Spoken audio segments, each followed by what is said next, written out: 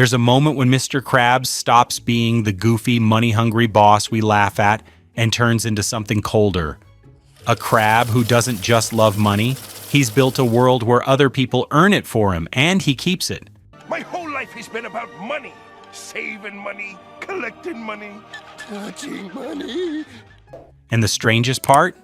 The show doesn't hide it. It's right there in plain sight in every canceled payday, every fake paycheck, every overnight shift that never ends. The Krusty Krab isn't just a burger joint. It's a miniature system of labor exploitation disguised in a children's cartoon. That's the secret of Mr. Krabs. And today, we're going to prove it. So who is he really? On paper, Eugene H. Krabs is just a crab with a fast food shack and a love for cash. But episode by episode, the writers turn him into something darker, a full-blown symbol of the worst kind of boss, the one who treats passion as a discount. Today, we're tracing the moments, the episodes, the receipts that show how Mr. Krabs crosses the line from cheap to predatory. By the end, we'll see why SpongeBob's loyalty isn't sweet anymore, it's tragic, and why SpongeBob SquarePants might secretly be one of the sharpest critiques of capitalism ever aired on Nickelodeon. It begins, like most things in Bikini Bottom, with SpongeBob's cheer, grease sizzling, the doorbell jingling, SpongeBob clocking in, bright as a sunrise. He's ready to work, sing, and make his boss proud. Mr. Krabs doesn't even look up from his ledger. He tells SpongeBob he's fired, not for performance, not for attitude, just because letting him go will save the company a nickel a day. A nickel. The words hit SpongeBob harder than a dropped anchor. He stammers, offering to work for free, anything to stay. But how about if I work for free? But Krabs shakes his head. Rules are rules, and nickels are nickels. SpongeBob leaves the Krusty Krab in silence, his spatula hanging at his side, the cheer gone from his step, the grill quiet behind him. It's funny when you're a kid. It's horrifying when you're not. In that one gag lies everything. Labor as disposable, gratitude as camouflage, and a boss who measures worth in nickels. That's not a joke. That's a warning. At first glance, Krabs is greed made flesh and shell, a crab-shaped miser hunched over his ledger, measuring life in nickels and dimes, but something deeper is happening. He's not just saving money, he's learning how to turn other people's effort into his own comfort. Early on, he's stingy. Over time, he becomes strategic. He experiments with the limits of what his workers will tolerate. He learns how far SpongeBob's loyalty will stretch before it breaks. So the real question isn't, why is Mr. Krabs cheap? It's, when did he realize the easiest way to grow profits comes from unpaid labor? Once you see that, the show's jokes start to look more like case studies. It starts with born-again Krabs.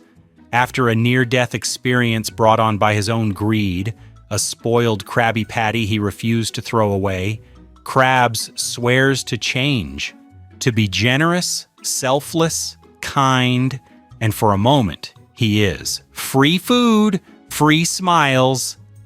SpongeBob beams as customers eat to their heart's content. Then Krabs opens the register. It's empty. His face hardens, the light drains from his eyes. The change doesn't last.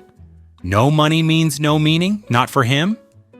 In an instant, the generosity vanishes. The free food stops. The customers are shown the door. The promise of reform dies the moment it costs him a nickel.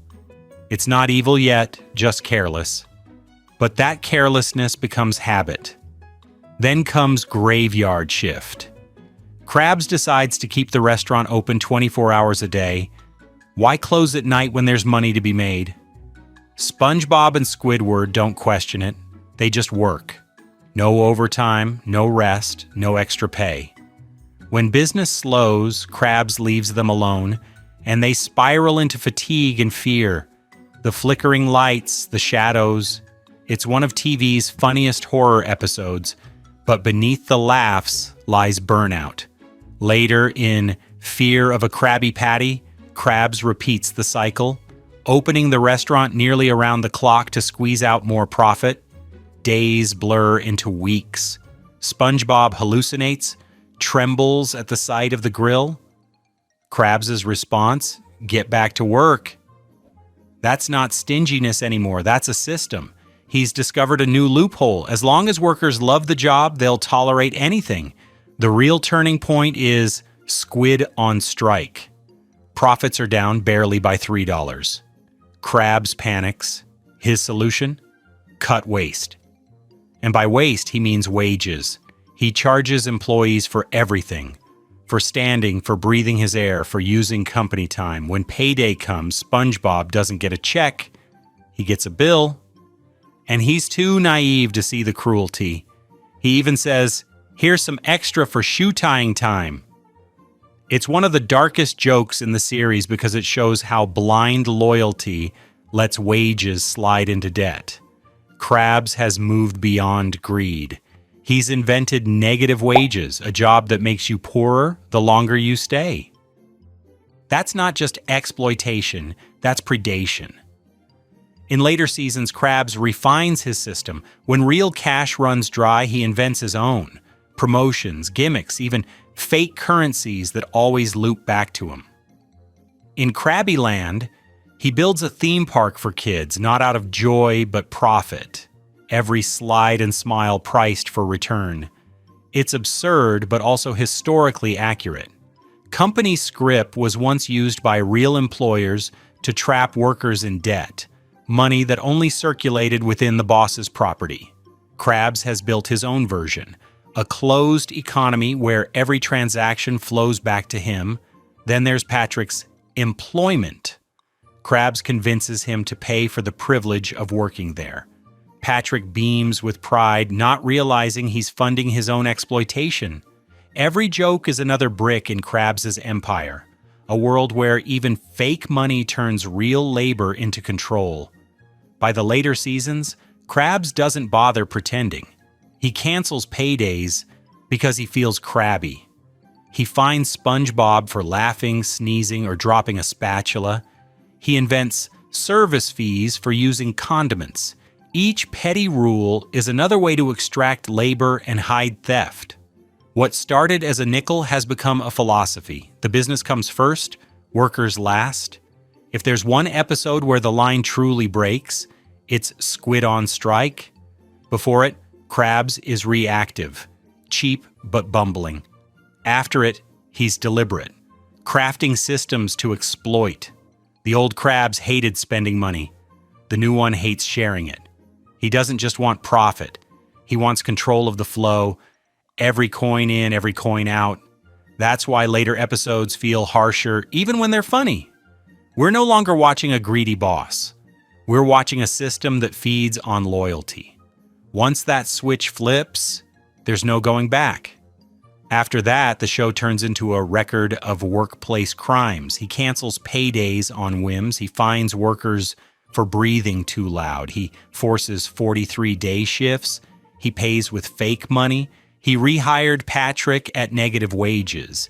He treats every complaint as insubordination. Each time the punchline is the same, that's coming out of your paycheck. Once or twice, it's funny. By the 10th time, it's chilling. This isn't random stinginess. It's a policy, not a misunderstanding, a worldview. And the wild part? It works. The Krusty Krab thrives, the workers stay, the customers line up, because Krabs understands the golden rule of exploitation. As long as people feel lucky to be there, you never have to pay them what they're worth. So why keep returning to him? Why does this children's show circle endlessly around one greedy crab? Because the Krusty Krab isn't just a restaurant, it's capitalism in miniature. Every sizzling patty, every ringing bell, it's a portrait of how labor works under greed. A bright, smiling workplace powered by exhaustion and devotion. SpongeBob is the ideal worker. All passion, no boundaries. Squidward is the disillusioned one. Hates his job but can't escape. And Krabs? He's the system that feeds on both. He needs SpongeBob's joy to mask the exploitation and Squidward's cynicism to keep the status quo intact. Even the props tell the story. Money is always shiny, sacred, exaggerated. Wages are flimsy, symbolic, delayed, never worth what they should be. Krabs worships wealth as long as it stays in his claw. The moment it leaves, it stops being real. That's why he hoards it, hides it, sleeps on it. He never realizes the real treasure was never the money. It was the labor that created it. Through all the gags, SpongeBob SquarePants becomes an accidental social satire. Its absurdity reveals how often exploitation hides behind smiles. So what does this teach us? Real exploitation doesn't start with villains. It starts small, with a favor, an extra shift, a temporary pay delay. It starts when someone realizes you'll keep working even when the pay stops coming. Mr. Krabs is fictional, but his logic is everywhere. In unpaid internships, in for exposure gigs, in creative jobs that rely on guilt and passion instead of compensation. He turns generosity into currency, gratitude into silence. SpongeBob's love for his work is pure, but that purity is what traps him. He can't see that his devotion is being mined like a natural resource, and that's what makes the show timeless. It's not really about burgers or jellyfishing. It's about knowing the difference between loving your work and being used for it. At the end of every episode, the pattern resets. The grill sizzles, SpongeBob hums, Squidward sighs, and Mr. Krabs counts his money, his claw tapping against the register. Nothing changes because it doesn't need to. The system runs on loyalty, and maybe that's the saddest joke in the ocean, that nothing ever collapses because everyone's too busy smiling. Not certainty, just profit. Not happiness, just work. That's the real secret formula.